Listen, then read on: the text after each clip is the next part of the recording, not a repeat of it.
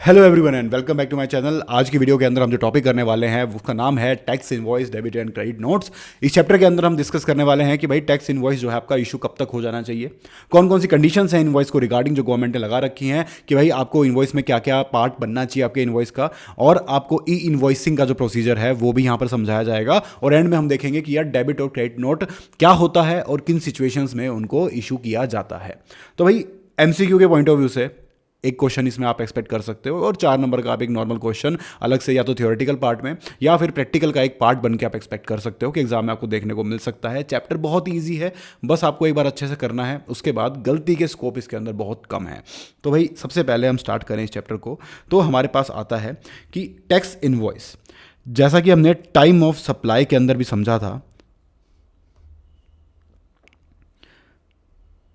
कि भाई जो टैक्स इनवॉइस था आपका, जो आपका टैक्स इनवॉइस था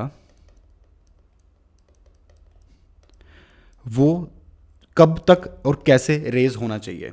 that should be the first question हमारा, कि रेज होगा उसके बाद ही उसके अंदर क्या क्या होगा वो हम बाद में देखेंगे। तो सबसे पहले दोनों के अंदर हमने देखा था कि भाई गुड्स के लिए सिनेरियो डिफरेंट था और सर्विसेज के लिए सिनेरियो आपका डिफरेंट था। ठीक है, सबसे पहले हम गुड्स को लेके चलते हैं। गुड्स में अगर आपका गुड्स को डिलीवर करना है, ठीक है, अगर आपका देखो दो टाइप की चीज़ें हो सकती हैं गुड्स के अंदर, या तो आप उन गुड्स को डिलीवर करते हो या फिर आप उनको मेड अवेलेबल कराते हो कि भाई ये यहाँ रखे हैं, यहाँ से उठा के ले जाओ। तो भाई अगर आपको डिलीवर करने हैं तो at the point of dispatch या उससे पहले कभी भी उस पॉइंट तक आपका इनवॉइस रेज हो जाना चाहिए। ठीक है, और अगर आपको मेड अवेलेबल कराना है तो भाई जिस पॉइंट पे आपने उन गुड्स को मेड अवेलेबल करा दिया है that should be the point जब तक आपका इनवॉइस इशू हो जाना चाहिए। तो ये बात हुई आपकी गुड्स के केस के अंदर। और सर्विसेज के केस के अंदर अगर मैं बात करूं तो वहां पर कहा जाता है कि जो प्रोविजन ऑफ सर्विस है आपका, जो आपका प्रोविजन ऑफ सर्विस है, उस प्रोविजन ऑफ सर्विस से 30 डेज के अंदर अंदर नॉर्मल सिचुएशंस में और 45 डेज इन केस ऑफ आपका बैंक्स, एनबीएफसीज और फाइनेंशियल इंस्टीट्यूशंस, इन केसेस के अंदर प्रोविजन ऑफ सर्विस, यानी कि जब आपका ये मान लिया जाएगा कि भाई आपने अपनी सर्विसेज प्रोवाइड करा दी है, सामने वाले को सर्विसेज मिल गई है, तो उस पॉइंट के या तो 30 डेज के अंदर अंदर आपका इनवॉइस रेज हो जाना चाहिए सर्विसेज के केस के अंदर, या फिर 45 डेज अगर आपका बैंक या फाइनेंशियल इंस्टीट्यूशन यहां पर आपका फॉल करता है तो। ठीक है, अब यहां पर कुछ हम एडिशनल सर्कमस्टांसेस देखते हैं। ये तो हो गया नॉर्मल सिचुएशंस, हम यहां पर देखते हैं कुछ एडिशनल सर्कमस्टांसेस जिसमें आपका टाइम ऑफ इनवॉइस आपका यहां पर डिटरमाइन किया जाएगा। अब वो क्या होंगे, तो भाई सबसे पहले आपका पास आता है कंटिन्यूअस सप्लाई। अब कंटिन्यूअस सप्लाई आपकी गुड्स की भी हो सकती है और सर्विसेज की भी हो सकती है। तो फर्स्ट पॉइंट हमारे पास आया continuous supply, continuous supply of या तो गुड्स या फिर सर्विस, गुड्स या फिर सर्विस। तो भाई सबसे पहले हम बात करते हैं आपके गुड्स की। तो गुड्स के केस में आपके पास क्या होने वाला है कि मान लो आपने कंटिन्यूअसली गुड्स सप्लाई करने हैं, जैसे कि मैंने टाइम ऑफ सप्लाई की वीडियो के अंदर भी एग्जांपल लिया था कि भाई एक बिल्डिंग बन रही है, ठीक है, बिल्डिंग के अंदर सीमेंट, मटेरियल, ये सब सप्लाई होना है। अब बिल्डिंग बनने में टाइम लगता है, 1 साल लग सकता है, 2 साल लग सकते हैं, 3 साल भी लग सकते हैं। तो उस केस के अंदर किसी एक वेंडर से एक कॉन्ट्रैक्ट कर लिया गया कि भाई हर महीने इतना तो मेरा कंस्ट्रक्शन में माल लगता ही लगता है, तो तुम्हें अपने आप बिना कहे इस डेट तक पहुंचा देना है। ठीक है, ये आपकी डील हो गई। अब होने क्या वाला है कि यहाँ पर मैं मान लो 6 मंथ का इसको कॉन्ट्रैक्ट को आपका मान के चलता हूँ। ठीक है, तो आपका होना क्या वाला है, सबसे पहले मंथ में मान लो 10 तारीख को आपका 10th of every month, 10th of January,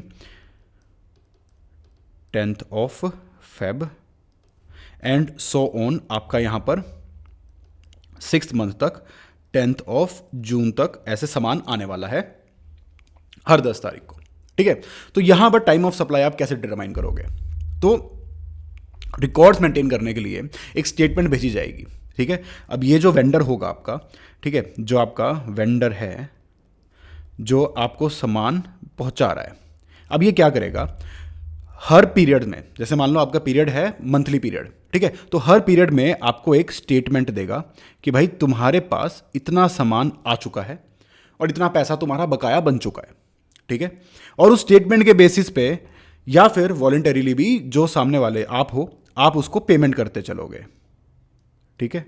तो यहां पर एक सिंपल सी बात ये निकल के आती है कि भाई आपको जब स्टेटमेंट दी गई या फिर जब आपने पेमेंट कर दी, that will be considered as the time of invoice of those goods जो कि कंटिन्यूअस सप्लाई एग्रीमेंट के अंदर फॉल करते हैं, ठीक है। तो भाई इन दोनों का आप अर्लियर ले लोगे, इन दोनों का आप अर्लियर लेके चलोगे कि इस टाइम के अंदर अंदर आपका इनवॉइस हो जाना चाहिए रेज, ठीक है। ये चीज़ यहाँ पर रेलिवेंट नहीं है कि गुड्स कब पहुँच रहे हैं, यहाँ पर रेलिवेंट ये है कि उस गुड्स की स्टेटमेंट, इसको हम नहीं देखेंगे, हम देखेंगे कि स्टेटमेंट कब इशू करी उसने और उसको सामने से पेमेंट कब मिली। तो उस स्टेटमेंट के रिगार्डिंग पेमेंट पहले आ गई तो the payment will be the time of invoice, और अगर उस पेमेंट बाद में आई है, स्टेटमेंट पहले आ गई है, तो the statement will be your time of invoice, ठीक है। तो ये हुआ continuous supply agreement in case of goods. अब हम बात करते हैं continuous supply agreement in case of services.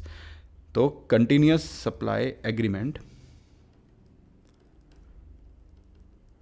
Continuous supply services के केस में तो यहां पर आपके पास क्या आएगा, invoice shall be issued on or before. यहां पर आपके पास अलग अलग चीजें दी गई हैं। देखो, अगर आपने जो कॉन्ट्रैक्ट किया हुआ है उसके अंदर ड्यू डेट आपकी डिफाइंड है, ठीक है, ड्यू डेट आपकी डिफाइंड है उसके अंदर कि भाई ये मेरे कॉन्ट्रैक्ट की ड्यू डेट है, तो वो जो ड्यू डेट होगी that will be your time of invoice, ठीक है।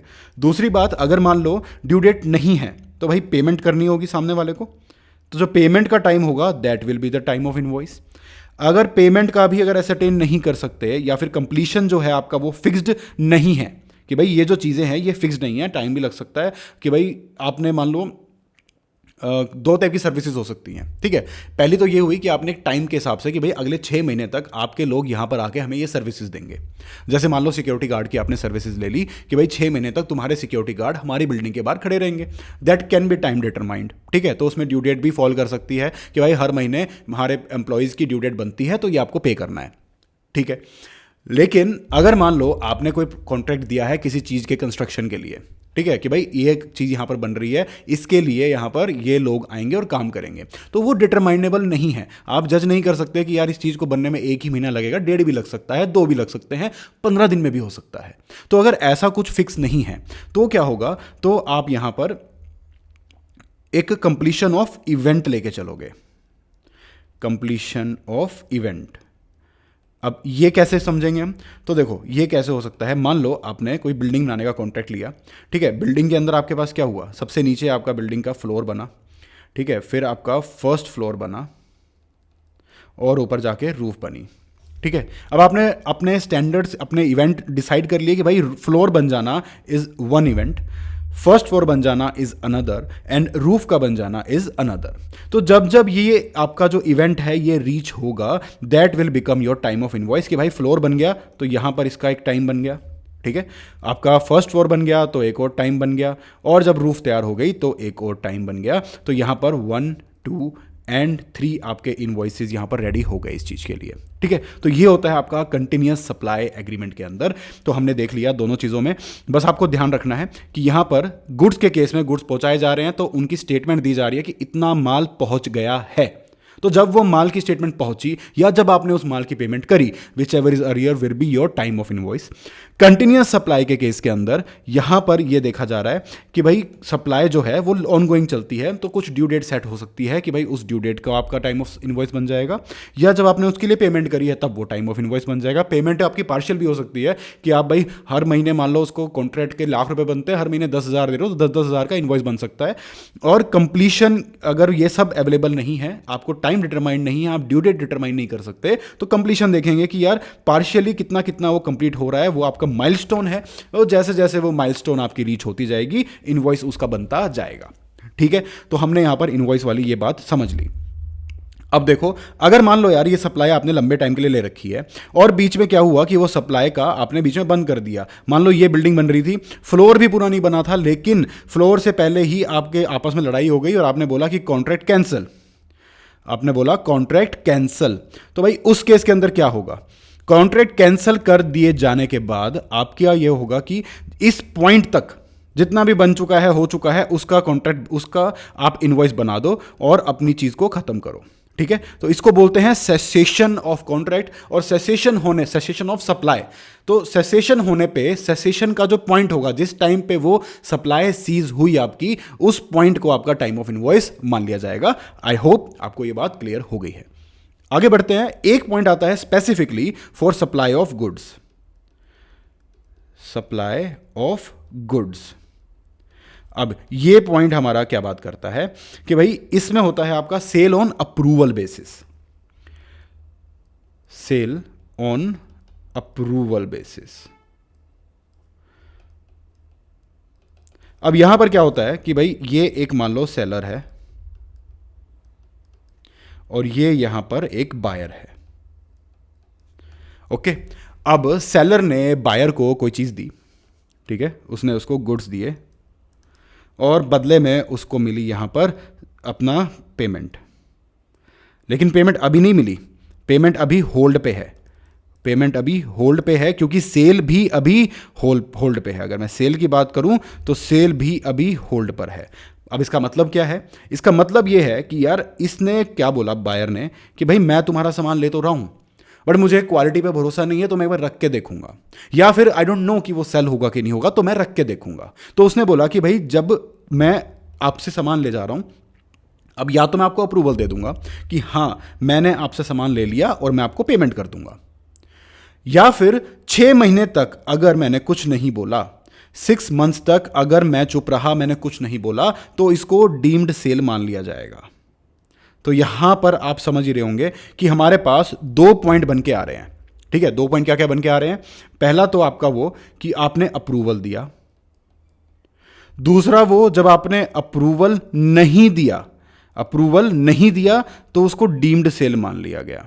आपने रिजेक्ट भी नहीं किया, तो दोनों चीजें हुई, तो उसको डीम्ड सेल मान लिया गया। तो अप्रूवल दे दिया, मान लो आपने 2nd मंथ में या 3rd मंथ के अंदर आपने बोल दिया कि भाई हाँ तेरा माल बहुत बढ़िया है, मैंने रख लिया, तो अप्रूवल दे दिया। तो 3rd मंथ में जिस टाइम अप्रूवल दिया गया that is time of invoice. लेकिन आपने ना रिजेक्ट किया, ना आपने सामान वापस भेजा, ना आपने अप्रूवल दिया, बट 6 महीने हो गए, तो 6ठे महीने जैसे ही पूरा हुआ उसको मान लिया जाएगा आपका टाइम ऑफ इनवॉइस कि भाई अब तो आप रख ही रहे हो, इससे फालतू इससे ऊपर आप कहां रखोगे, कौन रखता है। ठीक है, तो ये एक आपका एक अलग से कॉन्सेप्ट हो गया जो कि सिर्फ और सिर्फ गुड्स के लिए। ऑब्वियसली सर्विस थोड़ी आप लेके देखोगे, सर्विस तो ले ली, कंप्लीट हो गई है वो। ठीक है, ये चीज़ गुड्स के अंदर ही होती है कि आपने गुड्स या कोई भी सामान लिया, आपने उसको यूज़ करके देखा, या फिर आपने देखा कि आगे बिकता है कि नहीं बिकता। अगर बिकता है तो आपने बोल दिया कि भाई हाँ मेरा माल बिक रहा है, ले भाई मेरी सेल मान ली मैंने। तो जिस पॉइंट पर आपने सेल मानी है तो उसको मान लिया जाएगा। लेकिन अगर 6 महीने तक आपने कुछ नहीं बोला, आपने हाँ भी नहीं करी, आपने मना भी नहीं किया, तो जैसे ही 6 महीने पूरे होंगे that will be your time of invoice, कि जिस टाइम तक आपका इनवॉइस इशू हो जाना चाहिए था। ठीक है, तो भाई ये तो हुआ आपका टाइम ऑफ इनवॉइस वाला पॉइंट। आई होप ये पॉइंट आपको अच्छे से समझ में आ गया होगा। इसमें कोई भी डाउट है तो कमेंट सेक्शन में लिख के जरूर पूछना।